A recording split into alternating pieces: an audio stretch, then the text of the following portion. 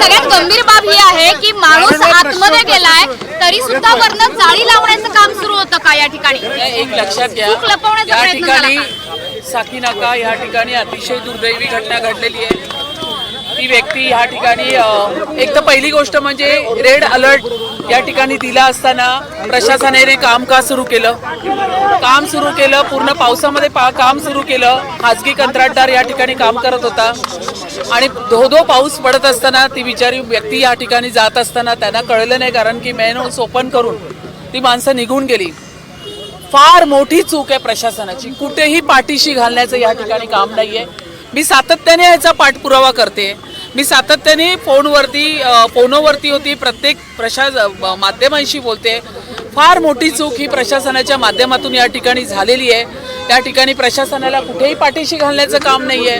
वारंवार ह्याच्या review meeting मी घेत होती, वारंवार सांगत होती की या ठिकाणी मुंबईत असलेली बॅन होईल, पण एक गोष्ट मी या ठिकाणी सांगू इच्छिते की हे बंद होतं, याचं झाकण काढायची गरज नव्हती, ते पण भर पावसामध्ये, आणि झाकण काढून त्याच्यात जाळी घालायची एवढ्या मोठ्या पावसात गरज नव्हती।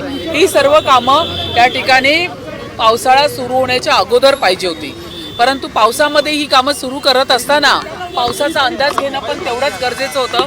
इतका मोठा रेड अलर्ट मुंबई महानगरपालिका प्रशासनाने हवामान खात्याने जाहीर केल्यानंतर या ठिकाणी अशा पद्धतीचं जर काम चालत असेल तर 100% मी त्याच ठिकाणी ऑन द स्पॉट प्रशासनाच्या सगळ्या अधिकाऱ्यांना, आयुक्त असतील, उपायुक्त असतील, ॲडिशनल कमिशनर असतील, ऑन द स्पॉट संबंधित अधिकाऱ्यांना त्या ठिकाणी निलंबित करा आणि जो कंत्राटदार आहे त्याच्यावरती सदोष मनुष्यवधाचा गुन्हा दाखल करा आणि त्याला तर ब्लॅकलिस्ट कराच।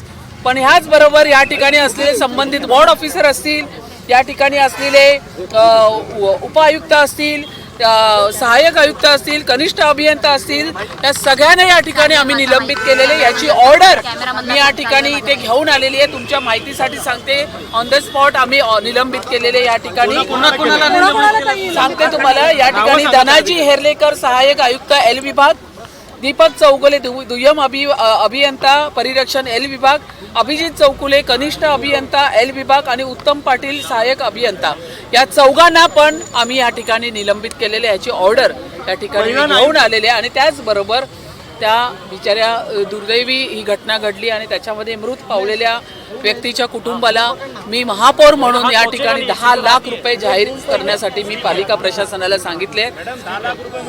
मान्य आहे, 10 लाख रुपयेचा प्रश्न नाहीये, आता कुटुंबाला आधार पाहिजे, कारण त्यांच्या त्या घरातला कर्ता व्यक्ती या ठिकाणी करणार, तेही करणार, पण या ठिकाणी प्रशासनाला पाठीशी घालायचं काम नाही आणि या ठिकाणी आम्ही ऑन द स्पॉट कारवाई पण केलेली आहे। चुकीची सारवासारव झाली का? कारण व्यक्ती आत गेलेली आहे आणि तरी जाळी बसवण्याचं कार्य आत गेल्यानंतर जर जाळी बसवण्याची हे केली आहे तर मी तर आता पुढे जाऊन असं म्हणेल, या 4 अधिकाऱ्यांवरती पण कारवाई करा। सदोष मनुष्यवधाचा गुन्हा फक्त कॉन्ट्रॅक्टर वरती नाही, या अधिकाऱ्यांवरती पण घ्या। वारंवार मोठी केलं जातं, तुम्ही आता सांगताय की त्यांच्यावर कारवाई केली पाहिजे, मात्र जाणीवपूर्वक अशा पद्धतीचे अधिकारी दुर्लक्ष करतायत का? कारण की तुम्ही प्रशासनातले अधिकारी तुमचं ऐकत नाही का? सत्ताधाऱ्यांचं ऐकत नाही का? प्रशासनाच्या अधिकाऱ्यांना वारंवार या गोष्टी आम्ही सांगितल्या।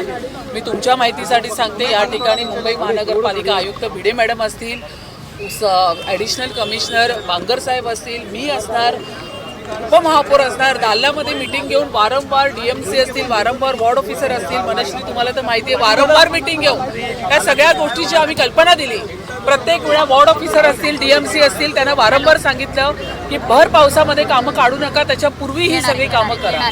2 वर्षापूर्वी हे जाळी बसवण्याचं जर कॉन्ट्रॅक्ट होतं तर तुम्ही पूर्ण ह्या उन्हाळ्यामध्ये काय केलं?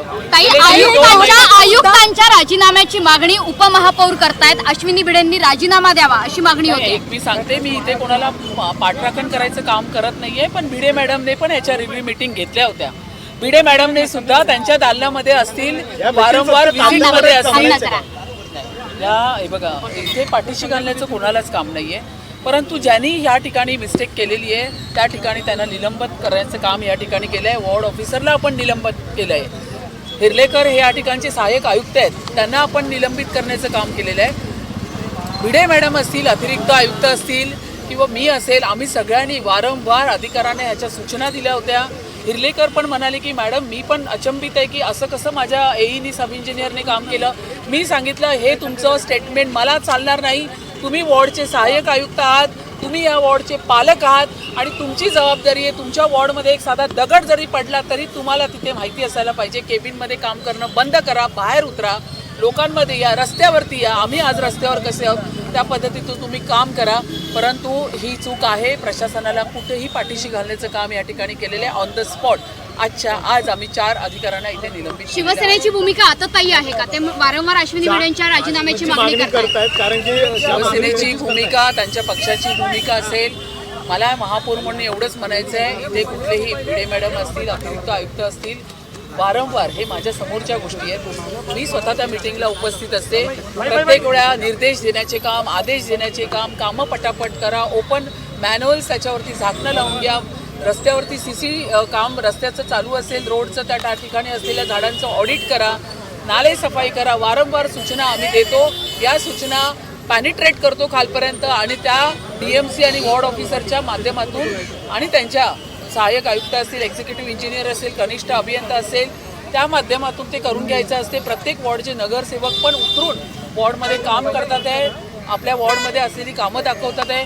पण इतकी मोठी घोडचूक म्हणजे याला काय म्हणावं. एवढा रेड अलर्ट असताना सुद्धा तुम्ही भर पावसामध्ये हा मेन होल ओपन करताय आणि त्या ठिकाणी जाळी बसवण्याचं काम करताय, तर ही फार अक्षम्य. तुमच्यावरही विरोधक आरोप करतायत की सकाळपासून मुसळधार पाऊस आहे, काल मुसळधार पाऊस होता, देखील महापौर यायला उशीर नव्हत्या, झाला तुम्हाला तुम्हाला असं उशीर झाला. मी पनवेलला होते. माझ्या मामीची तब्येत, माझी मामी सिरियस झाली होती, तिला बघण्यासाठी गेले होते. तिथे मी पोहोचले पण नाही. तिच्या बिल्डिंगकडे पोहोचल्याने ही घटना घडली. तिथून मी गाडी टर्न करून येते. तर त्यामुळे माझ्या घरात माझी मामी 90 वर्षाची आजारी होती, सिरियस होती, म्हणून मी गेले होते. आतापर्यंत ज्या ज्या ठिकाणी अशा घटना घडल्या महापौर म्हणून मी प्रत्येक ठिकाणी पोहोचलेले, परंतु मी तिथून जशी निघाली तशी या ठिकाणी आलेले. पण कंटिन्यू मी फोनवरती आहे, मी मीडियाच्या प्रत्येक ह्याला उत्तरं देते, प्रत्येक फोन उचलते, प्रत्येकाला उत्तर देतोय आणि प्रत्येक गाडीमध्ये बसून मी पूर्ण या सगळ्या घटनेची सगळी माहिती देते. ताई, महत्त्वाची हिंदी में जानना चाहेंगे ताई, आप यहाँ पर हिंदी में जानना चाहेंगे, आप इस तरह इस लोकेशन पर आए हैं. 2 दिवसापूर्वी कोर्टाने त्याच्यावरती जर बघायला गेलं तर ह्या ठिकाणी मी महायुतीमध्ये महापौर म्हणून बसल्यानंतर BJP पक्ष, शिवसेना पक्ष, आमचा अजेंडा, आमचा तोच एक मोठा विषय होता. ते म्हणजे पदपथावरती ज्या पद्धतीमध्ये अनधिकृत या ठिकाणी फेरीवाले बसले त्यांना काढण्याचं काम या ठिकाणी आम्हीच केलेलं आहे. संपूर्ण फेरीवाले आम्ही काढायचं काम करतोय. माझा विषय त्यावेळी पण तोच होता, ज्यावेळी मी महापौर पदाची शपथ घेऊन बसले, की पदपथ जे संपूर्ण जे मूळ मुंबईकरांचे चालण्याचे पदपथ आहेत ते रिकामी करा आणि त्यांना त्याच्यावरून चालू दे. पदपथवरचे पण मॅन्युअल आहे त्याची. हिंदी में जानना चाहेंगे, आप इस तरह प्रत्येक मॅनहोल आहे त्याच्यावरती आम्ही त्याच्यापूर्वीच सांगितलं की झाकणं तुटली असतील, निघाली असेल, ती झाकणं लावा. ज्या ठिकाणी जाळ्या निघाल्या असतील त्या जाळ्या पण तुम्ही लावा. या सगळ्या गोष्टीचे निर्देश दिले होते. पुन्हा एकदा सांगते, हे जे काम आहे हे काम करत असताना ह्याच्यावरती झाकण होतं, ओपन नव्हता मॅन्युअल. ह्या झाकण लावलेला मॅन्युअल होता. ते त्यांची चुकी ही झाली की भर पावसामध्ये त्याच्यात जाळी टाकण्याचं काम करायला लागले. हलगर्जी पण आहे, खूप मोठी त्यांची चूक आहे. त्याच्यामुळे कुठेच पाठीशी घातलं नाहीये. ऑन द स्पॉट 4 अधिकाऱ्यांना निलंबित केले. हिंदी में बताइए.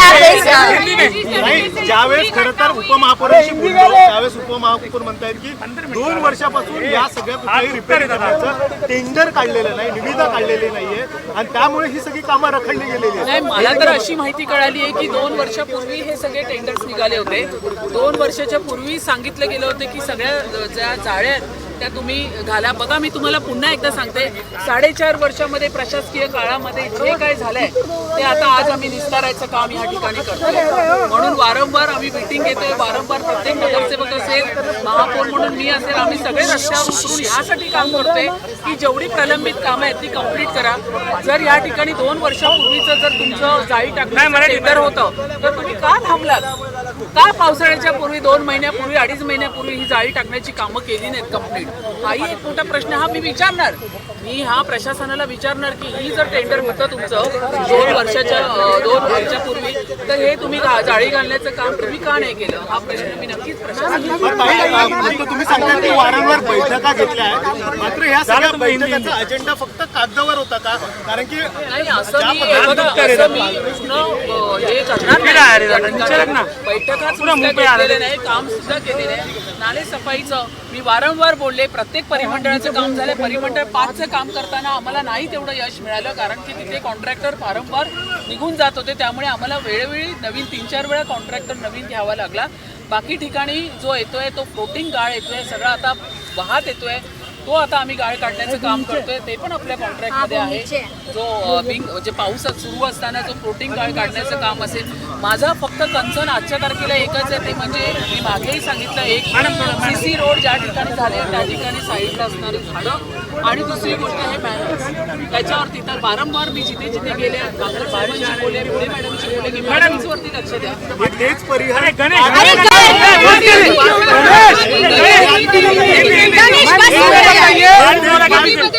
अरे थांब ना, हे परिमंडळ आहे, ही ज्या ठिकाणी घटना घडली, असं म्हणायचं का की परिमंडळ 5 असू दे की कुठलंही मुंबईतला काही बघा, लक्षात घ्या परिमंडळ